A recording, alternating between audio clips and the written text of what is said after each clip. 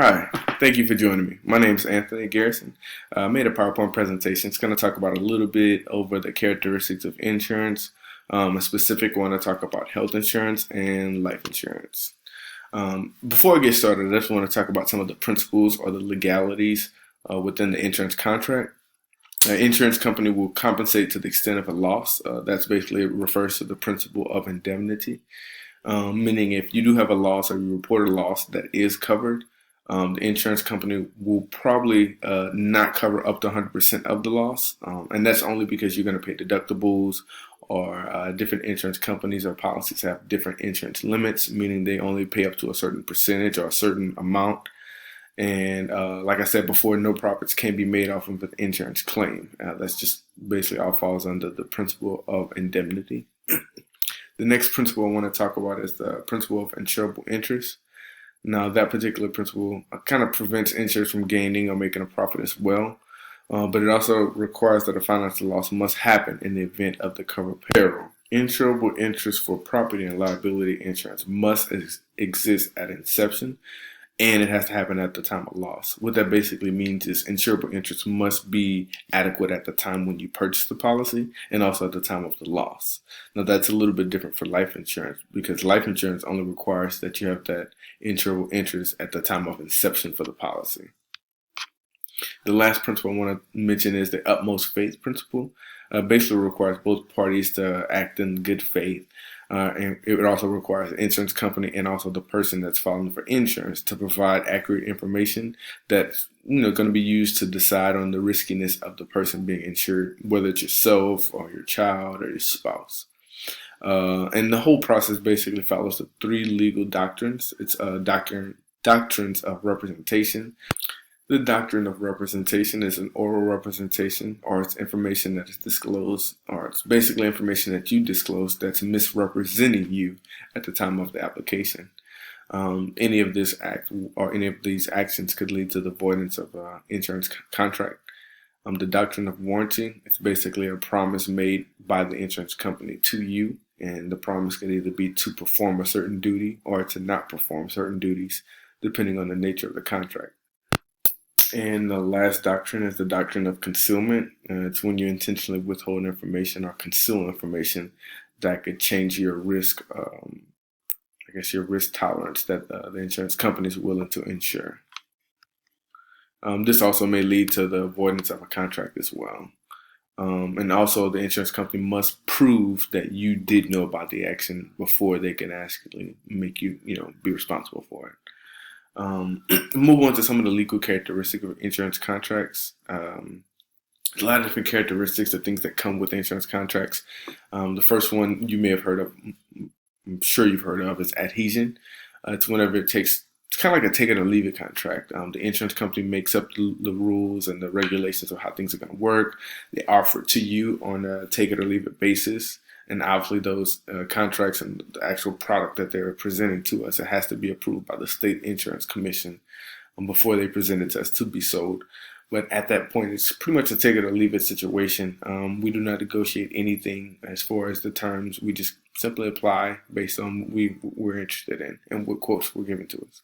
Insurance contracts are also considered aleatory, which means the dollar amount is not an even exchange between the person that's paying and the insurance company.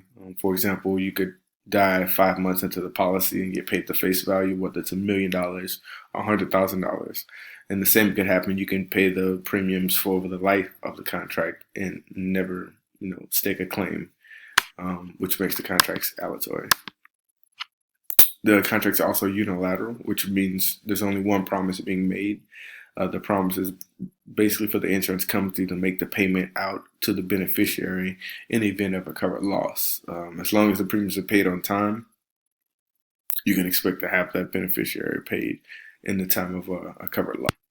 Contracts are also what we call conditional. This basically means that you must abide by all the terms and conditions. Things like making payments or making premiums on time. Also, it requires you to take precautions that can kind of mitigate any risk or, just basically make a decision. Along with the other characteristics that we just talked about, we got to keep in mind that these insurance contracts are also personal. I mean, they are personal contracts between ourselves and the insurance company. So they're definitely going to want to evaluate our personal risk that's associated with each thing that we're insuring. These risk checks may, represent, or they may use background checks. They also may use credit scores or anything that can kind of check your recent history and showing that you're a responsible person. Life insurances can be assigned without consent of a person. That's only because whenever you insure a person, the person that you're insuring, the risk doesn't change based on who's purchasing the policy. The risk remains the same for the person that's being insured. Let's go ahead and switch things over a little bit to talk about health insurance instead of life insurance. Health insurance, there's different types of plans. The first one I want to talk about is a group health insurance plan. It is exactly what it sounds like. It's a plan that's created for a group of people. Normally, these people have like the same job, occupations, or they have some form of affiliation.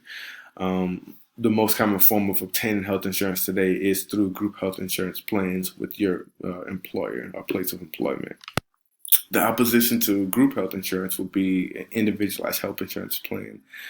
This is used for clients who do not have any form of obtaining any sense of health insurance. They may not qualify for group because they don't have an employer, they don't fit the plan or the qualifications to be covered by their group plan.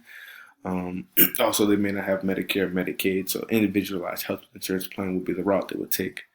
There are higher premiums compared to the health insurance plans that are grouped, but a couple acts and plans that were put in place, as you can see here. In 2010, it required everyone to have health insurance. It also lowered some of the price to insure some people with low income.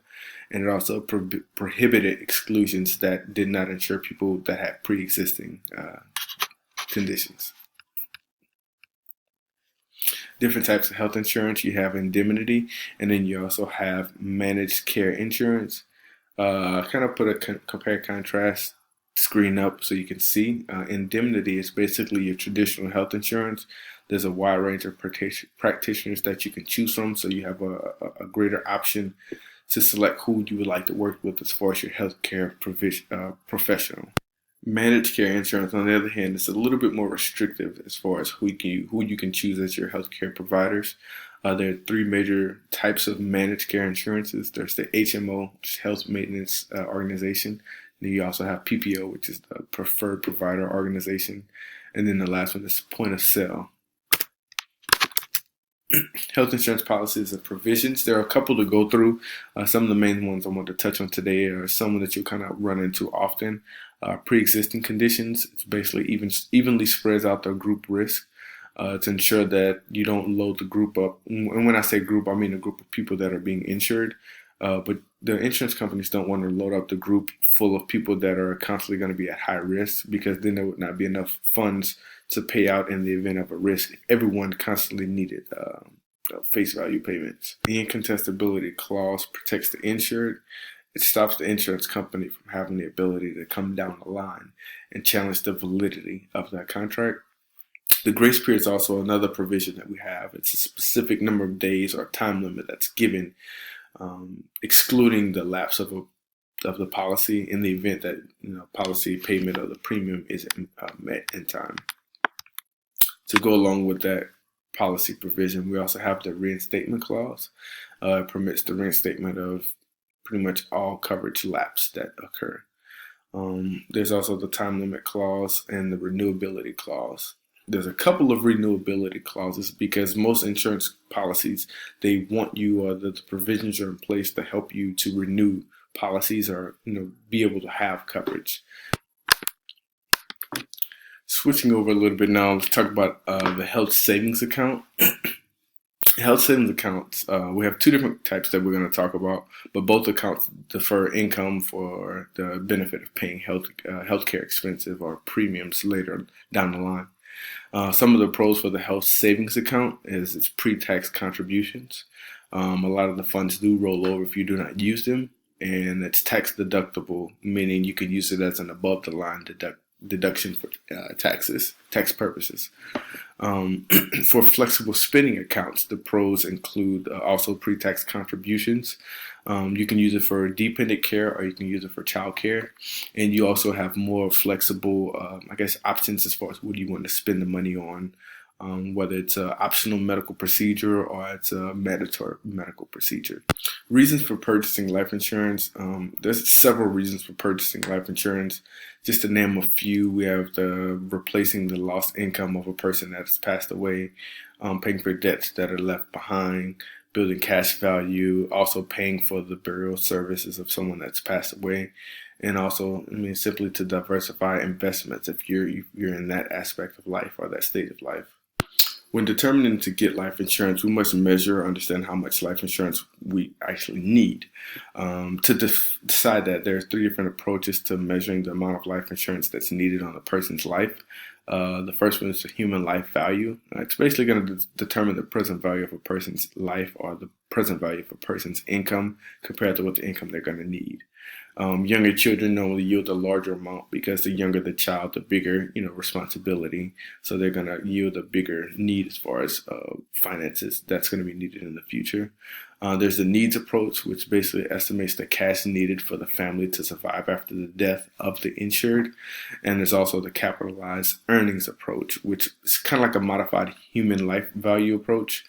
It just capitalizes on the net earnings by incorporating inflation and have formulas to calculate how much is needed in the future based off of inflation and the net earnings of the insured person. There are different types and uses of life insurance within the financial planning process. The first and probably the most common is term life. There's no cash accumulation throughout this policy. We also have whole life and universal life. They're both similar. Universal life also has a cash accumulating sector, where whole life is just guaranteed insurability for the life of the insured. And then you also have variable life insurance, which is similar to universal life. There's a cash value accumulation, but it's separate, and the insured person is responsible, or they have the capability of managing those funds. Similar to health insurance, there are common life insurance policy provisions. Most of them we've already talked about. As you can see, I have a list provided here. We've already talked about the grace period, which extends the time before the policy lapse, and also the incontestability provision. Overall, I think it's safe to say that insurance is a magnificent tool that we can use to help mitigate risk, help protect against premature loss or premature death. It helps protect against the loss of an income, and it also protects our house and our property. If you have any questions, comments, or concerns about the presentation, please leave a comment or give me a call. Thank you. You have a great day.